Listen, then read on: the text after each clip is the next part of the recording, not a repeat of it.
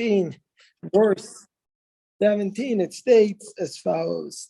Chapter 16, verse 17, it states, there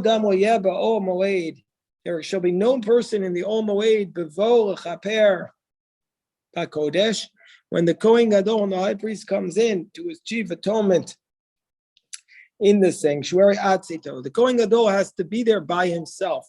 When he goes into the sanctuary, even before he gets into the Holy of Holies, he's the only one allowed to be there.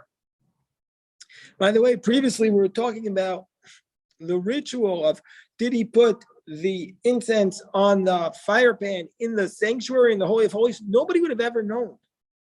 He was the only one who was allowed to be there. Even the commentaries question, how could the angel have come in to strike him? He wasn't allowed to be there with an angel. The angel wasn't allowed to be there. He had to be there by himself. So the person had to be there by himself. And then it states, so he achieves atonement for himself and for his household, and then uba'ad kol kahal Yisrael, and then for all of the community of Israel. The rabbis say, the understanding is on Yom Kippur, the Kohen Gadol would make 3 confessions. First, he would confess for himself and his household. Then he would confess the sins of all the Kohanim, of all the descendants of Aaron, and only afterwards would he confess for all of the sins of all the Jewish people, of all the Bnei Israel. So in the Mayana Shal Torah brings down from one of the Gedolei Musar, from one of the transmitters of Musar, one of the transmitters of personal improvement. He says the follows: Kama tipshim heim osam askane tzibor. Look how foolish are some of those people who engage in preparing or getting involved in communal life, that they don't first, how foolish are some of those people who get involved in communal life, that they don't first prepare themselves properly in their household spiritually. They want to improve the whole community. First, they have to improve themselves. This is just a very sad point, but this person, we don't even know who he was. He didn't even put his name on this thought. Before you can work on representing the community, you have to work on improving yourself. He says this type of leadership, where it's defective, whether professional or lay, rabbinic, or a board member, or a spiritual leader, a rabbi, if they don't first work on themselves, it will never be successful. That's what this one of these Gedolei Musar interprets from this verse. He says, first it needs to be ba'ado va'abeso. First it needs to be by himself and on behalf of his own household, and only then could it be for all of the community of Israel. And so therefore, he says just the opposite. He said if they're coming to fix everybody before they fix themselves, it will lead to a colossal spiritual disaster. In that context, I want to read what the Rambam writes about what happens when the Kohen Gadol serves on Yom Kippur in the temple. That what's the Kohen Gadol doing what kind of garments does the Kohen Gadol wear on Yom Kippur?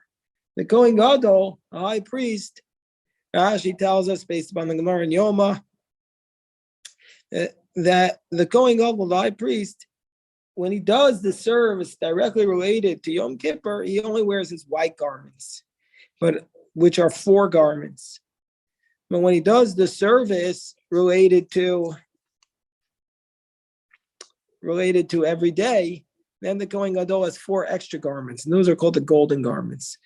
But when the Kohen Gadol serves on Yom Kippur, he doesn't wear those golden garments because he has to be achieving his holiness first before he can achieve the atonement for everybody else. Rashi puts it in this phrase, "Ein kategar nasa senegar." We don't allow the prosecutor to become the defense attorney. When you're trying to achieve this spiritual success for the community, you first have to remove the pompous elements which are reflected in the golden garments. That's the message there. And the Ramban writes this way. Nachmanides in our chapter writes this way. He says, like, this is the second reference we're going to have to an angel. The Nachmanides writes, just like the service in the upper spheres, so is the service in the lower spheres. Meaning, just like they serve in heaven, so too do we serve on earth. Just as in the service of the upper spheres, one individual wears white. Who's that? That's reference to the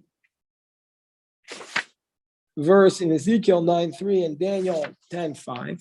So the same occurs in the lower spheres. That's why the Kohen Gadol is wearing white. So the Kohen Gadol is trying to appear like a malach, like an angel, meaning to say this is symbolic of the idea that before the high priest can expect to achieve atonement, he has to try and purify himself to get rid of all of the sins. This point is made to get rid of his own personal sins. This is why the Kohen Gadol on Yom Kippur immerses himself 5 times in the mikvah. Each time he's trying to improve himself again and again and again. Maybe in between he's committing a sin. He's having a sinful thought. And he's immersing himself again and again and again. And this is the idea behind it, that the Kohen Gadol cannot represent the community. He himself is not intrinsically, inherently drilling down and trying to make himself better and better and better.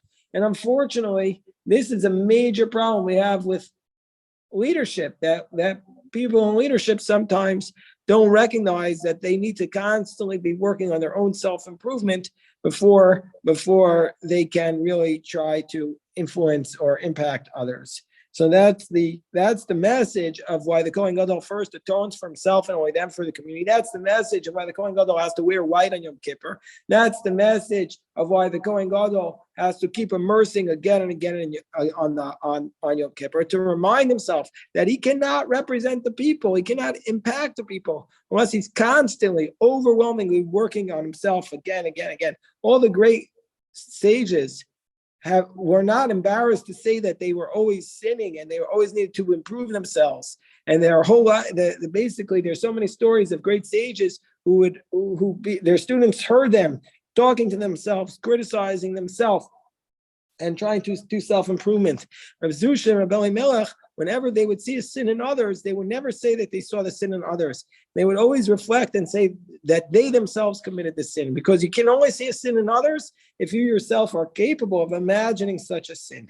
And so that's the message here. Let me just see if anybody has any questions for this.